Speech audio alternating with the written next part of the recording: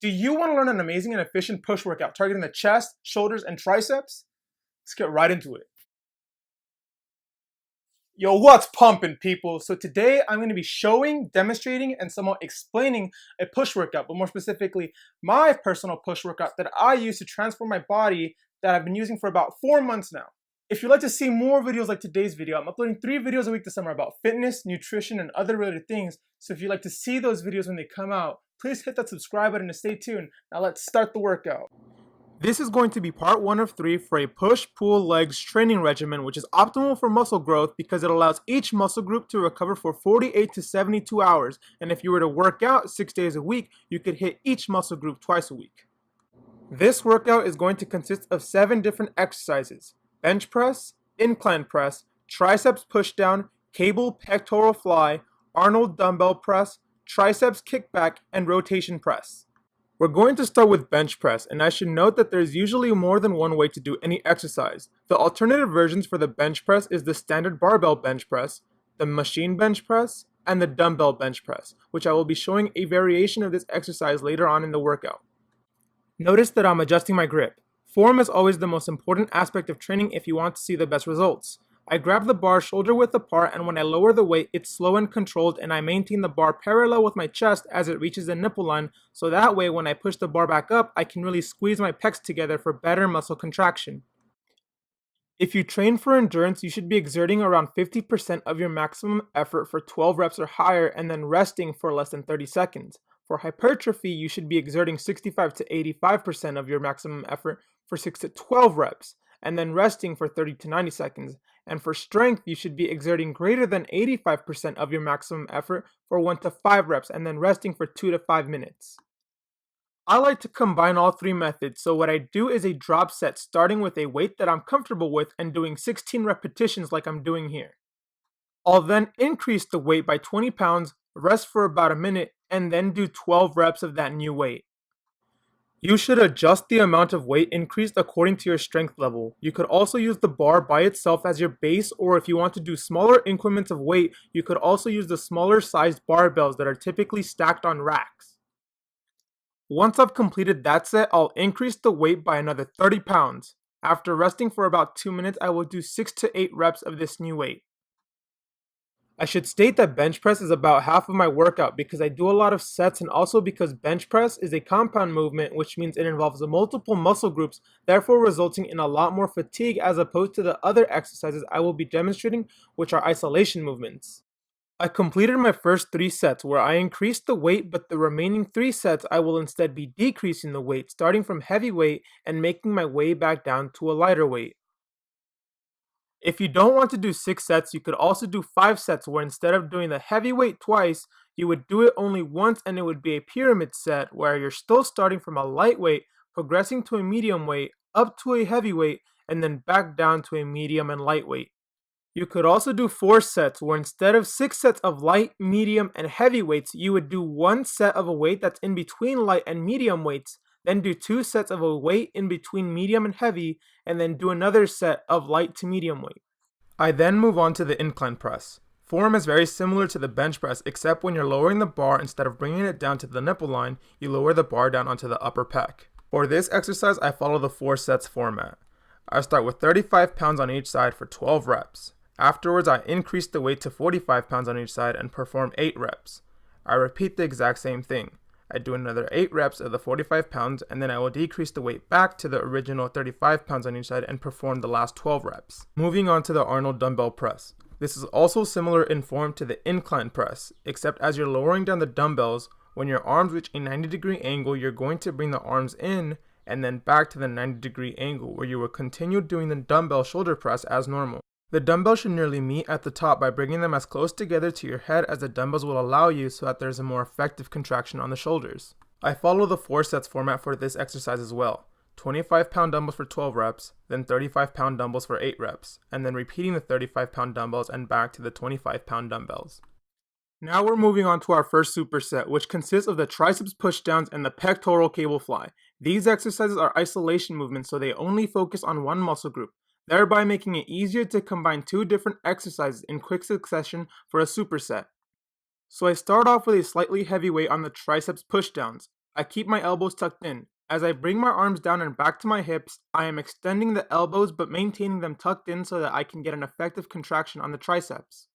Immediately after finishing the first set of tricep pushdowns, we're going to move on to our first set of cable pectoral fly. Notice that I'm paying attention to the height difference in the weights. I want the weights to be evenly distributed throughout this exercise, so I'm making sure that they are at even level for when I start the movement. I keep my arms straight out. I make sure to not bend at the elbow because that would activate the biceps, which is not the intended muscle group. By keeping my arms parallel with each other and bringing them in together, I'm able to really feel the contraction by effectively squeezing the pecs together. I go back to tricep pushdowns, still at a somewhat heavy weight, and do another 12 reps before alternating back to pec fly. On the first set, I had my right leg out, and now on the second set, I have my left leg out. This is for equilibrium, just in case my form was slightly off in the previous movement. For the pec fly, you could also use the regular pectoral fly machine, but I found that there's a little bit more strain on the shoulders, especially if you don't adjust the seat correctly to keep the handles in line with the shoulders. You could also use dumbbells when performing pec fly, but I strongly suggest against this. The cons outweigh the pros. There's an even greater strain on the shoulders because your entire body is resting on a bench, but your arms are suspended in midair going against the force of gravity as you're holding potentially very heavy dumbbells. Even without this strain, if performed incorrectly or accidentally slipping up, you could get very injured. This risk of injury increases proportional to the amount of weight of each dumbbell. This is why I prefer the cables method because it is far more secure. Now we're moving back over to the triceps pushdown. We're going to lower the weight, and instead of doing 12 reps, we're now going to do 16 reps of this lighter weight.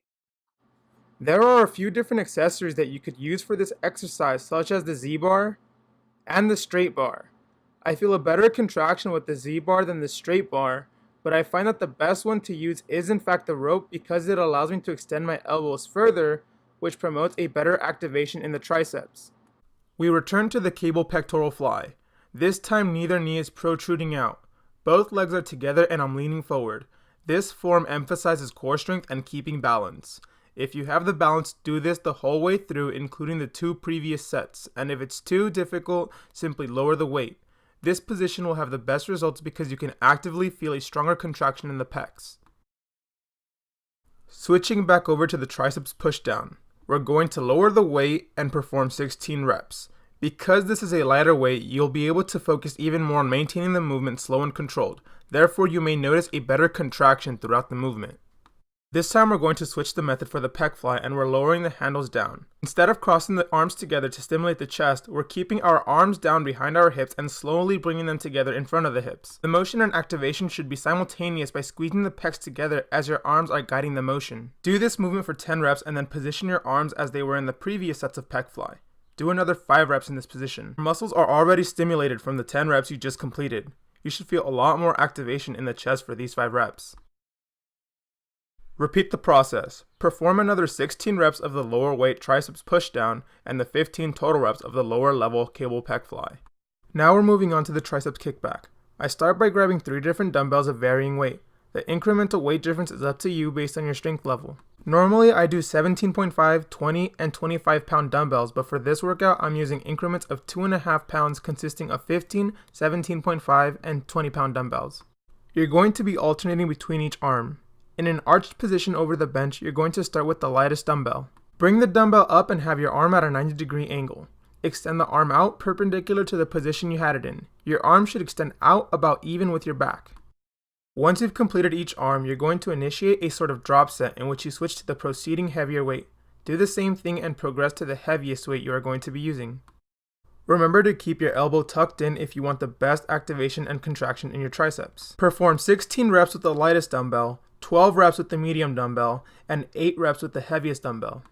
Now you're going to superset into a rotation press. This is a variation of the dumbbell bench press where you're going to keep your arms and dumbbells at your ribs instead of shoulder width apart. The reason for this is when you perform this exercise, as you raise the dumbbells up, you're going to rotate your hands towards each other. During this rotation movement, you're going to consciously focus on squeezing the pecs together every time you raise the dumbbells. The closer you bring the dumbbells together, the better the contraction. Grab a somewhat light weight for your strength level. You're going to be performing around 25 reps. This is because it is a hypertrophy focused set that is mimicking the effects of a pec fly by squeezing the chest together during the movement. At the same time, the high amount of reps actually slightly translates over to an effective tricep activation. You're going to switch back over to the triceps kickback and work your way backwards, starting with the heaviest dumbbell for 8 reps, then the medium dumbbell for 12 reps, and lastly the lightest dumbbell for 16 reps.